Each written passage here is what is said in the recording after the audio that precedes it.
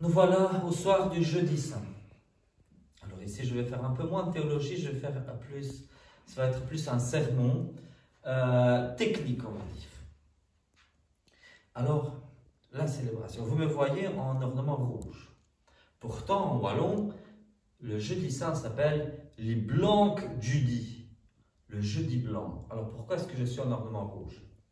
Selon l'usage traditionnel de Liège que nous suivons, seulement lorsque l'évêque célèbre la messe, l'évêque revêt des ornements blancs. Et pas que l'évêque, mais tout le monde, tous ceux qui sont avec l'évêque, revêtent des ornements blancs. Mais quand c'est un prêtre qui célèbre le jeudi saint avec sa communauté, on continue des ornements rouges. Et quand c'est l'évêque qui célèbre le jeudi saint, on dit le Gloria in excelsis et le Credo. Quand c'est un prêtre qui célèbre, on ne dit pas le Gloria et on ne dit pas le Credo. Alors pourquoi? Parce que le jeudi saint est le jour où, traditionnellement, on consacre les saintes huiles. Donc, quand c'est l'évêque qui célèbre, c'est quelque chose de spécial. Quand c'est un prêtre qui célèbre, c'est quelque chose de différent. Je reviendrai à cela dans un instant. Le jeudi saint, qu'est-ce qu'on faisait anciennement? Il faut savoir que, très anciennement, la confession auriculaire n'existait pas. Nous sommes tous confessés pendant ce carême devant un prêtre, en secret. On dit nos péchés en secret, que devant le prêtre et devant Dieu. Mais dans l'Église primitive, je vais dire dans le christianisme primitif, ce n'était pas comme ça. Les chrétiens, une fois qu'ils étaient baptisés, ils considéraient que voilà, on ne fait plus de grands péchés pendant toute notre vie, donc ils ne se confessaient jamais. Et ils faisaient que des petits péchés, des péchés véniels. Et on considérait que on recevait le pardon des péchés parce qu'on communiait, parce que on priait justement le Père, pardonne-nous nos offenses comme nous aussi nous pardonnons. Donc on disait Dieu nous pardonne les petits péchés, mais les chrétiens disaient mais on ne fait plus de grands péchés. N'empêche que petit à petit, il a commencé à avoir des chrétiens qui faisaient de gros péchés. Et l'Église, comment est-ce qu'elle a répondu à ça? Ce qui se passait, c'est que ces gens-là étaient excommuniés. Pendant un certain temps, excommuniés, ça voulait dire qu'ils ne recevaient plus la communion. Et donc, ils venaient à l'église, et ils restaient dans l'église dans le narthex, c'est-à-dire l'entrée de l'église. Notre chapelle est bien petite, mais si on avait une grande église, il y aurait le narthex, donc la première partie quand on entre dans l'église. Et là se tenaient les catéchumènes et les gens excommuniés. C'est là qu'on appelait aussi les pleurants, les pleureurs. On les appelait les pénitents. Donc les pénitents se tenaient là. Et en général, ils restaient là. Et puis, on renvoyait les catéchumènes après la liturgie de la parole. C'est pour ça que la liturgie de la parole s'appelle la liturgie des catéchumènes, la messe des catéchumènes. À la fin, on renvoyait les catéchumènes. Et les pénitents, on les renvoyait les uns comme les autres. Vous savez que les catéchumènes devaient par la suite être baptisés quand? La nuit de Pâques. Hein, on est à 3 jours de la nuit de Pâques. Hein. Mais par contre, les pénitents, ils recevaient l'absolution. Ah, l'absolution. Alors, comment ça se passait? Il y avait le baptistère. Bon, le baptistère devrait être une pièce à part. Si on avait une église assez grande, ce serait si on va encore, par exemple, dans l'église à Knock, on voit qu'il y a toujours le baptistère qui est dans une chapelle latérale. Hein. À Rome, le baptistère est, encore on le voit à la basilique Saint-Jean du Latran, encore plus loin. Mais le baptistère devait être minimum être juste à côté. Et les catéchumènes allaient dans le baptistère, pas les catéchumènes, les pénitents, le jeudi saint avant la messe vespérale, allaient au baptistère.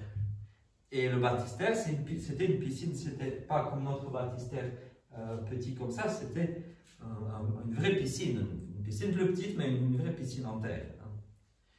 Et du coup, il restait encore de l'eau. Donc, qu'est-ce qu'on faisait? On lavait les pieds, l'évêque lavait les pieds des pénitents dans ceux qui restaient d'eau bénite de l'année passée, et puis on tirait le bouchon. Après ça, il fallait le vendredi saint laver le baptistère, une fois par an, le laver bien, le récurer. Et les pénitents recevaient l'absolution de la part de l'évêque, au baptistère. Au baptistère. Et c'était très symbolique. C'est pour ça que la pénitence était appelée aussi le deuxième baptême. Ça avait tout son sens. On faisait ça au baptistère et on lavait les pieds des pénitents avec de l'eau de baptême, de l'eau de l'année précédente, de la vigile pascale précédente. Bon, il y avait d'autres églises qui n'avaient pas une eau stagnante, qui avaient une eau courante, c'est-à-dire qu'on captait un ruisseau, et donc il y avait en permanence de l'eau fraîche dans de la piscine, et puis ça sortait par un autre. Mais classiquement, on ne savait pas vraiment toujours capter une source, donc c'était de l'eau stagnante, donc on pouvait retirer le bouchon et puis récurer le baptistère par la suite. Mais voilà, et donc nous avons commencé notre célébration de la même manière. Donc j'ai lu l'évangile du lavement des pieds selon Saint Jean. Et je dis ça surtout aux confrères prêtres, ça doit se faire avant la messe. La messe n'est pas un foutoir pour foutre dedans toutes les choses qu'on veut ajouter. Non. Je sais que beaucoup de confrères font le lavement des pieds après l'évangile du jour de la messe. C'est une grosse erreur. C'est pas à ça que ça sert. La messe, c'est pas à ça que sert l'évangile. La messe n'est pas une poubelle. Je le dis aux confrères prêtres. Je répète, la messe n'est pas une poubelle dans laquelle vous mettez toutes les choses que vous voulez. Non. Donc, c'est pas après l'évangile de la messe qu'on fait ça. On fait ça bien avant la messe. Et ça correspond à l'évangile. Le préparatif pascal. Les disciples arrivent et Jésus leur lave les pieds. Pourquoi? Parce qu'ils viennent d'arriver. Ils sont arrivés de la rue, ils portaient des sandales sans chaussettes, et il y avait quand même la poussière qui traversait les sandales. Donc l'idée c'était de leur laver les pieds qui étaient pleins de poussière. Donc Jésus se lève de table, mais ça ne veut pas dire qu'ils étaient déjà en train de manger, parce qu'il était juste assis, dire bienvenue, il était assis. Donc il se lève de table, il enlève ses vêtements, sa chasuble plus exactement, et il lave les pieds des disciples avant le repas. Pas pendant qu'on mange, on lave les pieds. Non. Pendant le repas. Bon. Si on lit des écrits anciens, il y en a un dont j'ai parlé assez souvent, le Testamentum Domini, un écrit ancien, quand il parle des veuves consacrées, il dit que l'une des choses que les veuves consacrées doivent faire, c'est laver les pieds des gens. Et on trouve plusieurs traces dans le Nouveau Testament où l'idée de laver les pieds des autres. Et effectivement, au 1er siècle, ou même pendant plusieurs siècles, c'est vrai que c'était quelque chose de pratique. Et laver les pieds de quelqu'un, donc on se lavait les pieds plus souvent, et le fait de laver les pieds de quelqu'un avait une signification.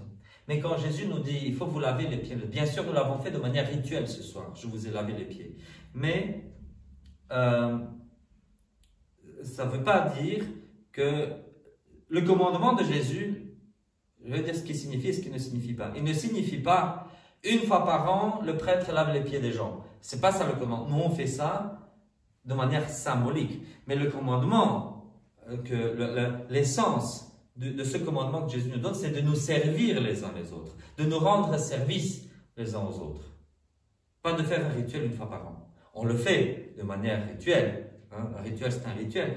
Mais un rituel transpose dans la liturgie une chose qui se passe dans le monde, souvent. Et voilà. Donc, c'est pour ça que nous avons lavé les pieds. Et effectivement, c'est rituel et ça a un caractère pénitentiel, en fait. Voilà. Aujourd'hui, on n'a plus les pénitents publics, mais nous sommes confessés pendant le carême. Et d'ailleurs, c'est pour ça que dans certains livres des prières, vous trouverez écrit que les gens doivent se confesser en carême au plus tard jusqu'au jeudi saint, parce que c'est le jour où les pénitents recevaient l'absolution. Donc nous devons quand même recevoir l'absolution avant le jeudi saint. C'est ça que disent le livre de prière. Bon, ensuite, comme je l'ai dit, si c'est l'évêque qui célèbre, il se met en blanc et il est assisté par 12 prêtres et 7 diacres. Je reviens au livre Testamentum Domini qui nous dit que dans chaque diocèse, dans le christianisme primitif, il y avait 12 prêtres et 7 diacres. Et puis il y avait, je crois, 7 sous-diacres aussi. Mais c'était ça l'idée, les 12 prêtres. Et puis quand il y en avait un qui mourait, il fallait ordonner quelqu'un d'autre pour qu'il reste le nombre de 12. Pourquoi ça? Parce que dans l'Église, l'évêque tient la place du Christ et les prêtres, nous tenons la place des apôtres. Les successeurs des apôtres sont les prêtres. Et aujourd'hui, quand on consacre un nouvel évêque, souvent on le fait à la fête d'un apôtre. Mais c'est une coutume moderne. Quand on regarde le sacre épiscopal de beaucoup de saints du calendrier liturgique, on voit qu'il n'y a aucun qui a été fait le jour de la fête d'un apôtre. Parce que l'interprétation évêque égale apôtre, elle est moderne, moderniste même.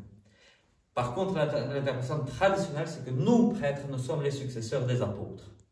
Donc, il est normal que l'évêque célèbre en ce soir l'Eucharistie en ornement blanc, accompagné de 12 prêtres et de 7 diacres. Il y a des diocèses qui ont beaucoup plus que 12 prêtres.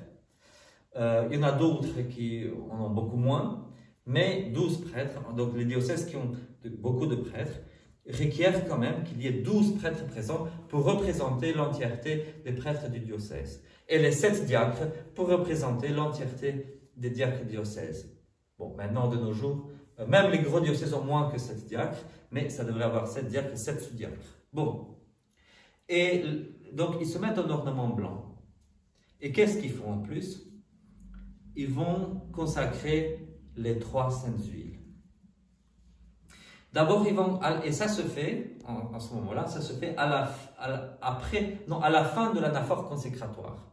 Donc, à la fin de la prière eucharistique, de l'anaphore consécratoire, à la fin du canon, avant de dire la doxologie, plutôt que de dire la doxologie à la fin, par lui, avec lui, en lui, l'évêque ne dit pas la doxologie, mais il enchaîne la consécration des trois huiles.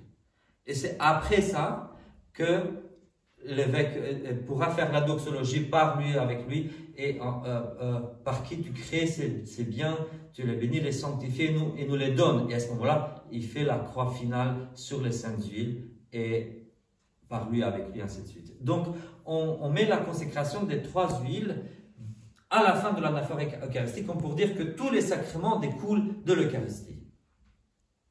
Alors, une autre erreur qui se fait souvent, c'est qu'il y a des messes chrismales qui se font le mercredi saint. Et d'ailleurs, nous-mêmes, cette année-ci, on va faire la messe chrismale le lundi de Pâques, exceptionnellement. Mais bon, malheureusement, je vois beaucoup de diocèses où l'exception est devenue la règle et où la messe chrismale a lieu mercredi ou lundi passé. Et ça, c'est un contresens complet. Pourquoi est-ce qu'on consacre le crème le jeudi saint? Justement, le lien avec l'institution de l'Eucharistie.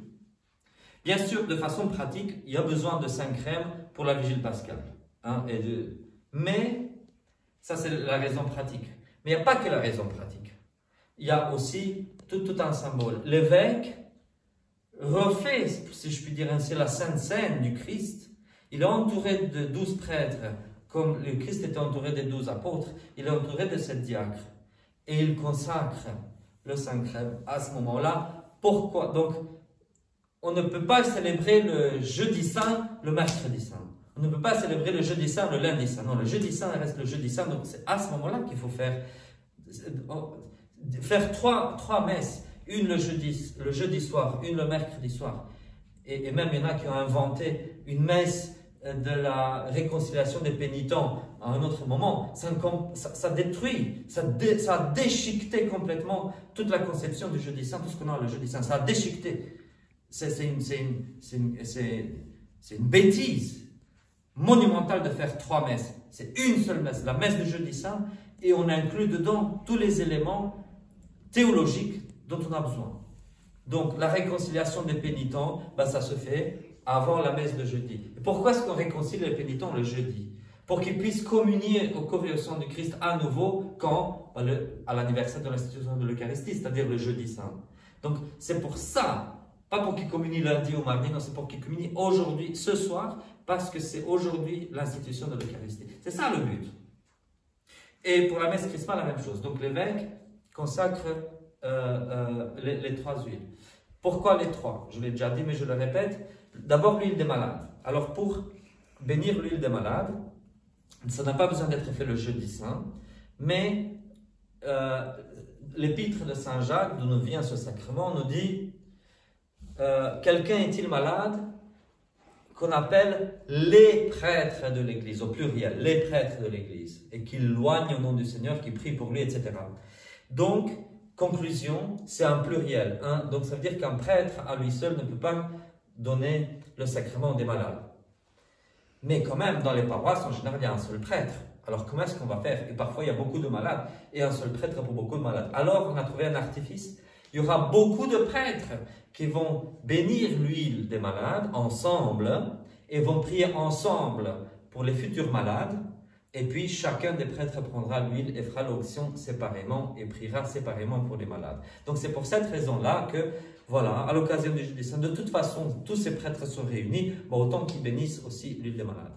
Puis, l'huile des catéchumènes, qui en réalité va servir à la vigile pascale de manière symbolique, mais en réalité, l'huile des catéchumènes doit servir dès le début du carême.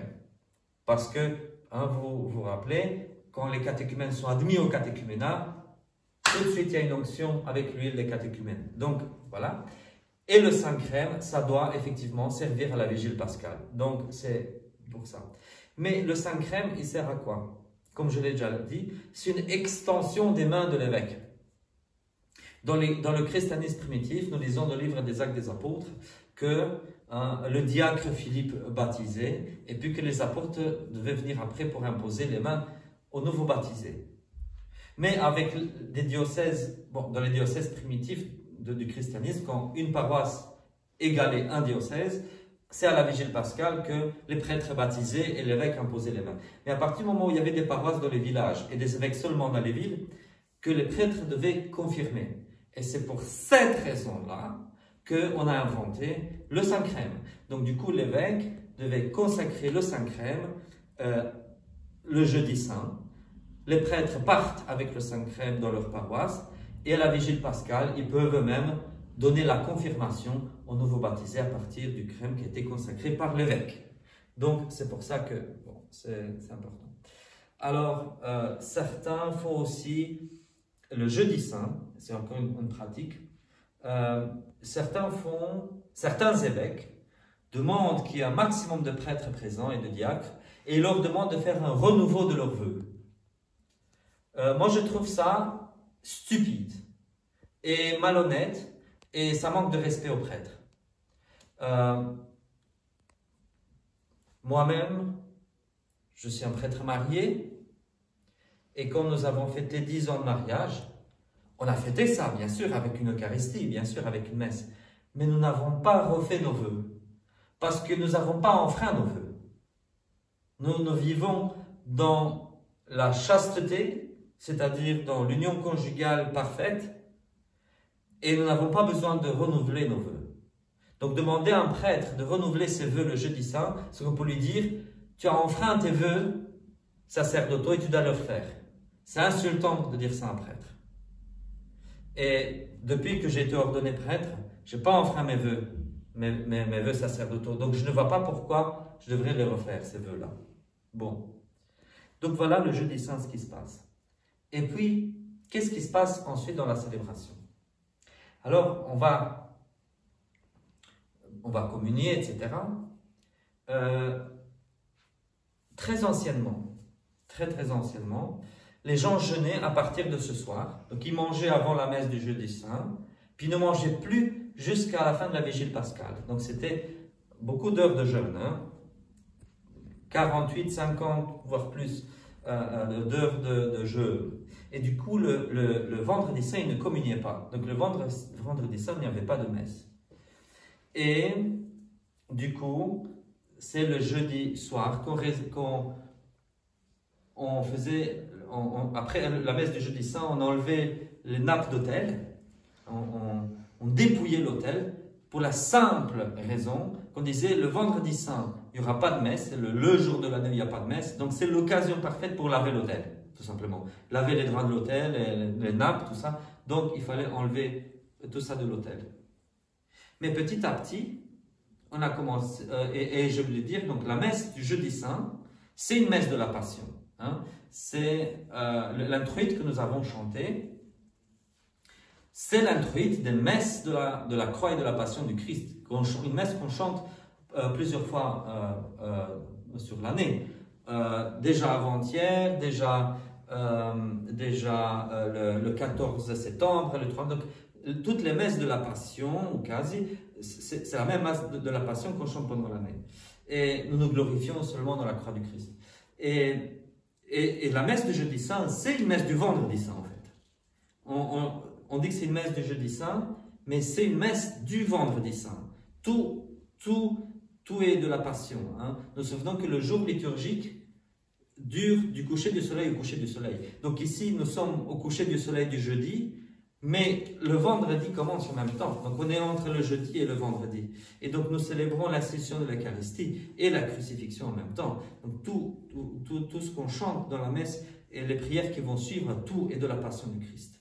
Et donc c'est pour ça que le christianisme primitif ne sentait pas le besoin d'avoir une messe une messe en tant que telle du vendredi saint. Mais petit à petit, ce qui s'est passé, c'est que les fidèles ont commencé à ne plus pouvoir jeûner aussi longtemps. Donc il fallait que le vendredi, on fasse quand même une célébration, une messe. Et du coup, la messe des présanctifiés. Donc demain soir, nous célébrerons la messe des présanctifiés. Et c'est pour ça que, selon l'usage liégeois que nous suivons, traditionnel, nous n'allons pas dépouiller l'autel ce soir. Pourquoi ? Théologiquement, ce qui se passe, c'est que quand on dépouille l'autel, on lit des psaumes qui parlent de la crucifixion du Christ. Mais nous n'allons pas faire ça, nous ferons ça demain soir. Donc à partir du moment où s'est instituée la coutume de faire la messe des présanctifiés, on ne dépouille pas l'autel parce qu'on ne va pas le laver ce soir ni demain. Puisque demain soir, on célèbre encore la messe des présanctifiés. Donc l'autel reste tel quel jusqu'au vendredi soir. Et le vendredi soir, c'est-à-dire demain soir, quand nous lirons la Passion selon Saint Jean, le fait de lire les psaumes qui parlent, parce que c'est toute une symbolique de dépouiller l'autel, donc dépouiller les vêtements du Christ pour le mettre en croix, ça a toute une symbolique demain plutôt qu'aujourd'hui. Et un autre contresens qui se faisait et qui se fait encore dans le rite romain, puisqu'on dépouille l'autel, on transporte le Saint-Sacrement de l'autel vers un reposoir. Or, le reposoir est par excellence une figure du tombeau du Christ. Donc, mettre le Christ dans le tombeau jeudi soir, c'est un contresens. Nous mettrons le Christ au tombeau seulement demain soir, pour ainsi dire, pas ce soir. Donc, c'est un peu trop confondre et inverser les choses. Donc, nous ferons la messe habituellement, et la messe du jeudi soir est une messe véprée. Traditionnellement, les vêpres se chantent avec la messe de ce soir. Et nous ne dépouillons pas l'autel ce soir, mais seulement demain. Je vais finir avec un autre détail technique. Certains font une autre erreur le jeudi saint, que heureusement nous ne faisons pas. Certains vont lire le passage de l'Exode ce soir, le passage de l'Exode qui parle de l'agneau pascal. Grosse erreur. Ça, c'est une lecture pour demain soir, pas pour ce soir. Pourquoi? Comme je l'ai déjà dit, je le répète, l'année où Jésus a été crucifié, c'était soit l'an 30, soit l'an 33. Parce qu'on sait que le 14 Nissan tombait le vendredi soir. Donc on sait très bien que les Juifs célébraient la Pâque le vendredi quand l'année où le Christ a été crucifié. Hein, vous vous souvenez que les souverains sacrificateurs arrivent avec Jésus devant Pilate sur le lieu pavé avec des pierres, et qu'est-ce qu'ils lui disent? Nous ne pouvons pas entrer chez toi parce que nous ne pouvons pas nous souiller, nous devons manger la Pâque. Hein? Et pour eux, surtout pour les pharisiens, entrer chez un païen, ça souillait. Donc ils disaient non, nous devons être purs pour manger ce soir la Pâque. Donc pour eux, c'était les préparatifs. Et il fallait se débarrasser de Jésus dans leur tête avant la grande fête. Et donc, c'était pas jeudi soir, c'était vendredi soir qu'avait lieu la Pâque du calendrier. Mais Jésus a célébré au jeudi soir, donc un jour plus tôt, parce qu'il ne peut pas en même temps être sur la croix et à table avec ses disciples. C'est pour ça qu'il a célébré 24 heures plus tôt. Et pas le soir, le vendredi soir. Également vendredi, on lit dans l'évangile selon Saint Jean, vous entendrez ça demain soir, que Simon de Cyrène, qui revenait des champs. Donc si ça avait été déjà la Pâque, il n'aurait pas travaillé un jour de Pâque. Il travaillait au champ parce que c'était la veille. Et aussi parce que il fallait récolter le froment, le premier froment, hein, le premier froment de l'année. Hein, donc dans les pays méditerranéens, on va semer l'épeautre. Hein. L'épeautre est un genre de triticum, donc c'est du vrai froment, c'est une espèce de vrai froment, l'épeautre. Et on le récolte, le jour même, on le récolte, on va le moudre, on fait de la farine, on fait des pains azimes. Depuis les champs jusqu'à table en 3 heures. Tout. Et c'est du pain frais de chez frais, parce que encore quelques heures plus tôt, il était encore dans les champs. Et c'est ça qui était le pain de la Pâque. Donc Simon de Cyrène revient des champs sans doute parce qu'il a moissonné et qu'il devait préparer déjà le pain de Pâques pour ce soir-là. Donc il est très erroné de lire le jeudi soir le récit de l'Exode qui parle de l'agneau pascal. Ça c'est pour demain soir. Et justement, demain soir, ça aura tout son sens. Parce que quand Jésus est sur la croix, c'est lui l'agneau pascal. C'est lui l'agneau de l'Exode. Voilà. Et c'est en croix qu'il est l'agneau de l'Exode. Voilà. Un sermon plutôt technique ce soir, un sermon catéchétique, pas une vraie homélie. Alors, avec quoi est-ce qu'on doit rentrer ce soir? Avec des pieds propres? Oui, d'accord, avec des pieds propres. Et encore, nous rentrons ce soir après avoir reçu la communion du jeudi saint, nous rentrons en unissant nos esprits à ce qui s'est passé après la Sainte Seine. Parce qu'après la Sainte Seine, à peine le Christ a fêté ça avec ses disciples, qu'est-ce qui arrive? Il va à Gethsémani. Et puis là, il va plus dormir. Plus du tout. Jusqu'au tombeau. Et là commence son calvaire.